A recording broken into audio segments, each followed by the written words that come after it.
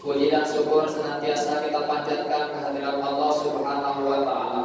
Karena alhamdulillah berkat kudrat dan iradatnya kita dapat melaksanakan salah satu kewajiban kita, yakni sholat Jumat berjamaah.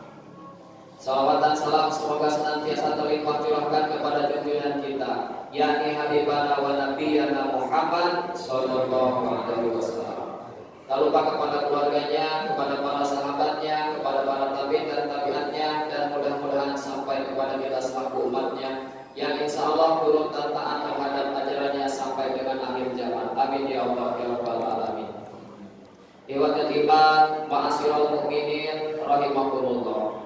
Khatib senantiasa berwasiat khusus kepada diri khatib pribadi, umumnya kepada ahli Jumat semuanya. Marilah kita senantiasa meningkatkan keimanan dan ketakwaan kita kepada Allah Subhanahu wa Ta'ala. Takwa dalam pengertian menjalankan segala perintah Allah dan menjauhi larangannya. Karena hanya dengan takwalah kita akan meraih kebahagiaan dunia dan juga kebahagiaan di akhirat.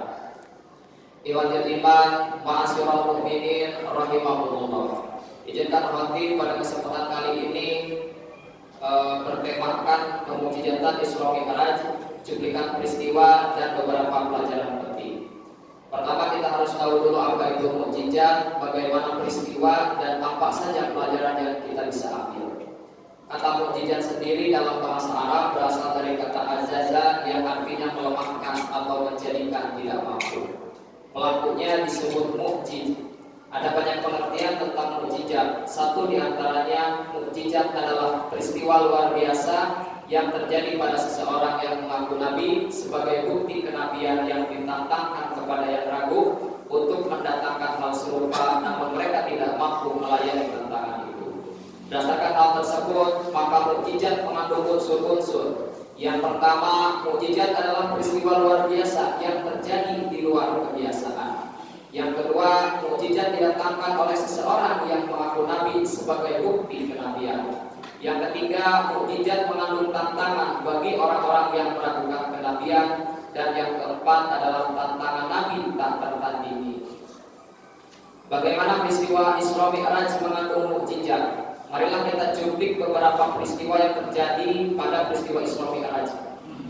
Seorang ulama asal Syria, Dr. Muhammad Said Ramadan Al-Buti, menulis di dalam karya Sirah Nabawiyahnya, Isra adalah peristiwa ketika Allah Subhanahu wa Ta'ala memperjalankan Nabi Muhammad SAW dari Masjid Al-Haram ke Masjid Al-Aqsa di Al-Quds, Palestina. Sementara Mi'raj ialah peristiwa dinaikkannya Nabi SAW dari Masjid Al-Aqsa ke Sidratul Muntaha. Kenaikan ini melintasi lapisan-lapisan tertinggi sampai batas yang tidak dapat dijangkau pengetahuan malaikat, manusia maupun jin. Semuanya terjadi dalam satu malam. Peristiwa Isra Mi'raj menurut kesepakatan mayoritas ulama dilakukan dengan jasad dan ruh. Nabi SAW ketika Isra Mi'raj menggunakan buruk sebagai kendaraannya. Binatang ini melangkah sejauh mata memandang. Nabi SAW menurut riwayat Imam Bukhari dan Imam Muslim memasuki Masjid Al-Aqsa dan sholat 2 rakaat di sana. Lalu Jibril membawakan segelas arak dan segelas susu. Nabi SAW memilih susu. Jibril pun berkomentar, engkau memilih fitrah. Diuraikan pula bahwa Nabi SAW dinaikkan ke langit lapis pertama, kedua, ketiga dan seterusnya hingga mencapai Sidratul Muntaha. Allah Subhanahu wa Ta'ala mewahyukan apa yang Dia wahyukan. Di antaranya kewajiban sholat 5 waktu atas kaum muslim yang asalnya 50 waktu dalam sehari semalam. Keesokan paginya Rasulullah SAW menceritakan kepada orang-orang apa yang beliau alami. Serta-merta kaum musyrik menyebarkan berita yang mereka anggap lucu ini sambil mengolok-olok. Ada di antara mereka yang menantang Rasulullah SAW untuk menggambarkan kepuingan Baitul Maqdis jika benar beliau telah pergi ke sana dan sholat di sana. Padahal ketika beliau SAW tiba di Baitul Maqdis, tak terpikir sedikit pun untuk memperhatikan setiap sudutnya, menghafal bentuknya, apalagi menghitung pilar-pilarnya. Maka Allah Subhanahu wa Ta'ala memperlihatkan betul Baitul Maqdis kepadanya, sehingga Rasulullah dapat menjelaskan secara rinci sesuai permintaan mereka. Kaum musyrik juga menyampaikan berita ini kepada Abu Bakar dengan maksud mencemooh dan supaya Abu Bakar tidak percaya kepada Nabi SAW. Namun Abu Bakar menjawab, jika memang beliau mengatakan itu, maka beliau berkata benar. Dan aku sungguh percaya jika beliau menceritakan sesuatu yang lebih heboh daripada itu. Pada pagi hari setelah Isra Mi'raj, Jibril datang menemui Rasulullah SAW, mengajari beliau cara sholat dan waktu-waktunya. Sebelum sholat 5 waktu disyariatkan, Rasulullah SAW sholat 2 rakaat pagi dan sore seperti yang dulu dilakukan Nabi Ibrahim alaihissalam. Iman, ma'asyiral mu'minin rahimakumullah. Itulah beberapa cuplikan peristiwa yang terjadi pada peristiwa Isra dan Mi'raj. Sayyid Muhammad Al-Buti mengatakan bahwa dalam peristiwa Isra Mi'raj mengandung beberapa pelajaran penting. Yang pertama, berkaitan antara peristiwa dan mukjizat Rasulullah SAW. Peristiwa Isra Mi'raj agak sulit diterima oleh akal sebab perjalanan tersebut jika dilakukan secara konvensional membutuhkan waktu yang lama. Akan tetapi sulit diterima akal bukan berarti tidak mungkin atau mustahil. Sebab menurut hukum akal, peristiwa ini terkategori peristiwa yang mungkin terjadi, bukan peristiwa yang mustahil terjadi. Karena peristiwa Isra Mi'raj tidak biasa, disinilah salah satu mukjizatannya.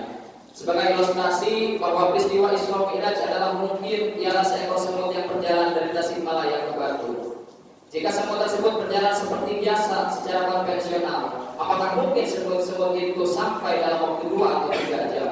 Sulit diterima akal sehat. Tapi jika semut tersebut kita naikkan ke sebuah mobil yang berangkat dari Tasikmalaya ke Bandung, bukankah sangat mungkin semut itu sampai dalam waktu 2 atau 3 jam? Demikianlah peristiwa Isra Mi'raj. Ia adalah nyata dan benar terjadi karena yang memperjalankannya adalah Allah Subhanahu wa taala, Tuhan yang Maha Kuasa. Pelajaran kedua dari Isra Mi'raj kata Syekh Ramadan Al-Buti ialah berkaitan dengan pengaruh Isra Mi'raj terhadap berbagai peristiwa yang dialami oleh Rasulullah SAW.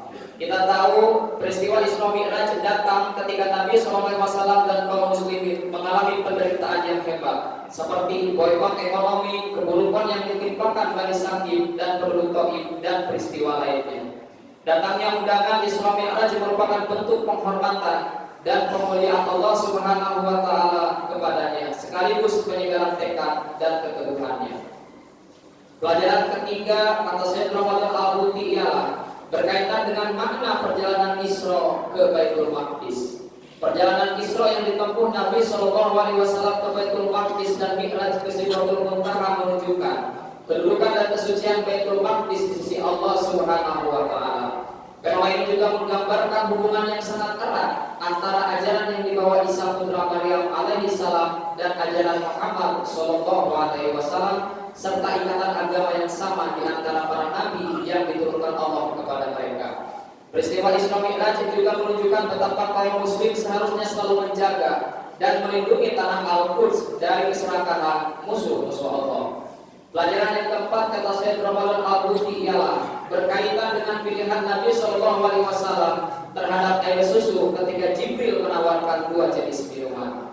Ini merupakan perlambang bahwa Islam adalah agama yang fitrah, agama yang akidah dan semua hukumnya selaras dengan golongan fitrah manusia. Islam tidak mengandung sesuatu pun yang bertentangan dengan tabiat asli manusia. Seandainya fitrah itu berupa tubuh, tentu Islam adalah bajunya yang pas. Pelajaran terakhir kata Syekh Ramadan Al-Buti ialah berkaitan dengan keterlibatan seluruh aspek jasmani dan rohani. Keterlibatan jasmani dan rohani justru menunjukkan sisi kemukjizatan Isra Mi'raj. Ini yang membuat kaum Quraisy heran dan tidak percaya. Sebab jika peristiwa ini hanya melibatkan ruh seperti mimpi semata, kemudian Rasulullah menceritakannya, maka kaum Quraisy tidak akan keheranan. Karena mimpi memang tidak ada batasnya, karena mimpi bisa dialami oleh orang Islam maupun orang kafir sekalipun. Dan seandainya peristiwa Isra Mi'raj hanyalah mimpi, tentu mereka tidak pernah menantang beliau untuk menyebutkan ciri-ciri Baitul Maqdis, gerbang-gerbangnya dan pilar-pilarnya. Barakallahu li wa lakum.